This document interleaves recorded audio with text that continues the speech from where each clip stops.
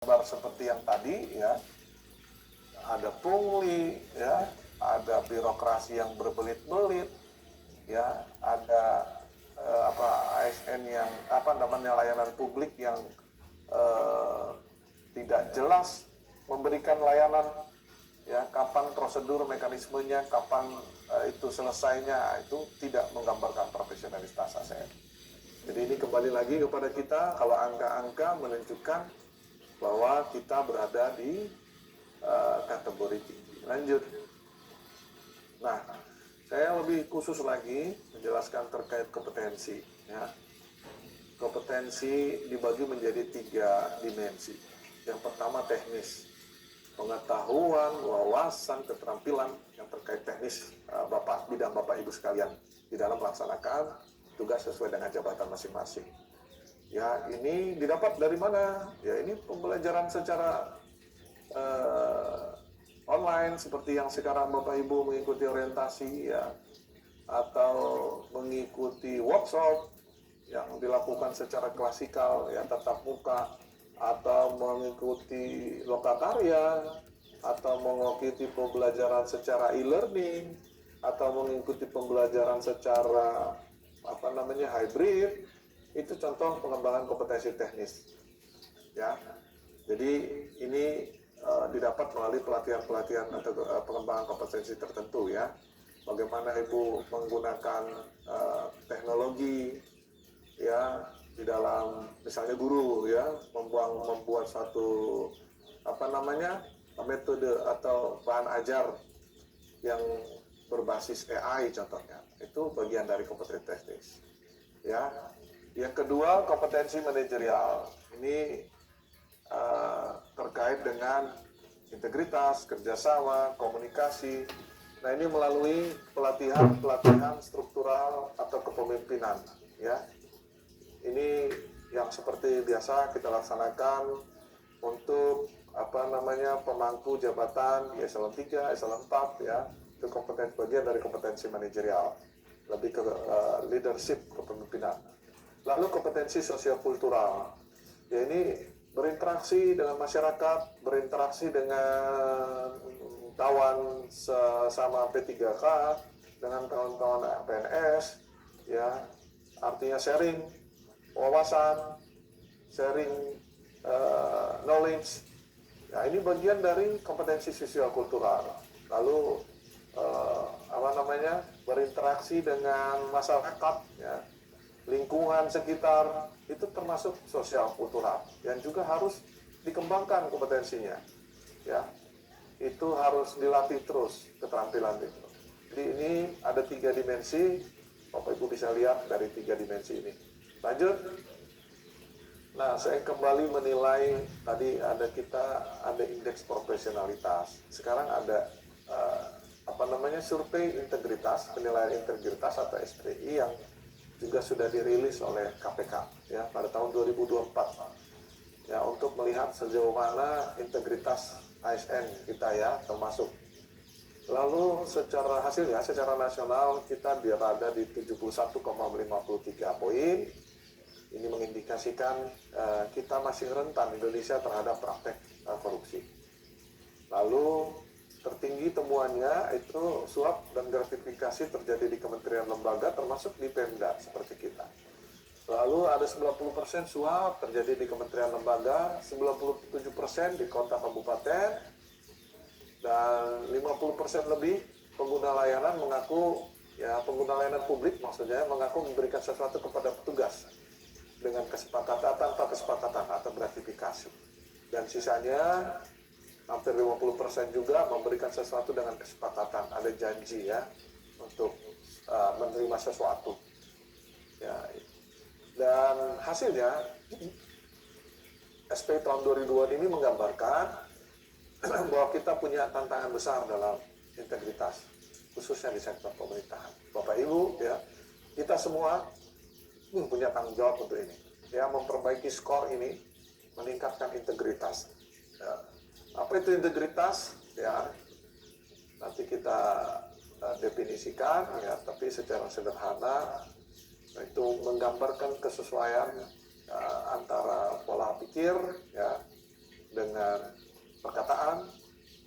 dan tindakan kita selaku ASN. Kira-kira sederhananya seperti itu. Lanjut. Nah, khusus pendidikan.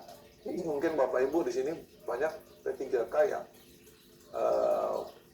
berasal dari pendidikan. Nah, ini kita gambarkan secara terpisah karena diukur juga SPI-nya. Secara nasional angkanya 69,5% masuk kategori korektif. Lalu guru, ada presentasi guru memberikan bimbingan belajar tambahan dengan meminta bayaran. Itu 36,76%. Lalu guru menggunakan fasilitas sekolah untuk pribadi, 25% lebih. Lalu pungutan biaya proses pengajuan sertifikasi, penyetaraan jabatan, atau pengajuan dokumen lainnya kepada pihak terkait, itu 16% lebih.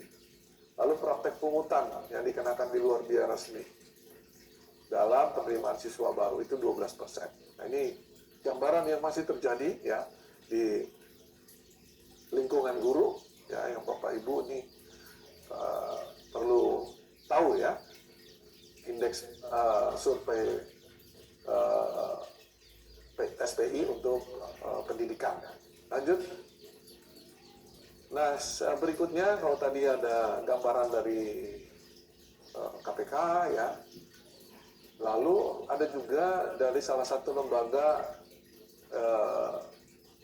yang namanya Ombudsman. Yang Ombudsman ini salah satu lembaga yang punya tugas untuk menilai kinerja pelayanan publik yang dilakukan oleh penyelenggara pemerintah. Ya, termasuk juga swasta sebenarnya yang menggunakan anggaran baik pusat, pemerintah pusat maupun Pemda. Ya, ini gambarannya kalau tren laporan masyarakat itu dari 2019 sampai 2023 itu terus meningkat. Ini menggambarkan ekspektasi layanan publik belum sesuai harapan tentunya, masih banyak aduan. Lalu substansi yang diadukan, substansinya itu banyak terkait dengan hak sipil dan hak politik, pendidikan, perhubungan dan infrastruktur, serta kesehatan. Jadi itu 3 terbesar yang banyak dikomplain ya, atau diadukan oleh masyarakat. Lanjut. Nah, berikutnya bagaimana sosok ASN yang ideal jika dihubungkan dengan profesional tadi ya, yang kita harapkan ASN itu menjadi ASN yang profesional. Di dalam Undang-Undang ASN ya yang terbaru, termasuk ya Undang-Undang Nomor 20 Tahun 2023, definisi manajemen ASN adalah pengelolaan ASN untuk menghasilkan pegawai ASN yang profesional. Ya. Jadi pegawai ASN yang profesional memiliki nilai dasar, etika, profesi, bebas dari intervensi politik, dan bersih dari praktek KKN. Nah, itu tadi yang saya sampaikan di awal ya. ASN itu memang didorong untuk menjadi ASN yang profesional, ya, memiliki nilai-nilai dasar. Nanti kita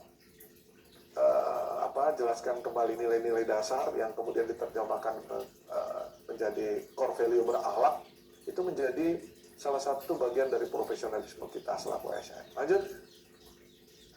Nah, ini model perubahan mendasar dari seorang ASN. Ya, mindset seorang ASN. Nah, ini yang pertama, basic change model pertama ini menjelaskan bagaimana konsep berpikir ASN yang pertama.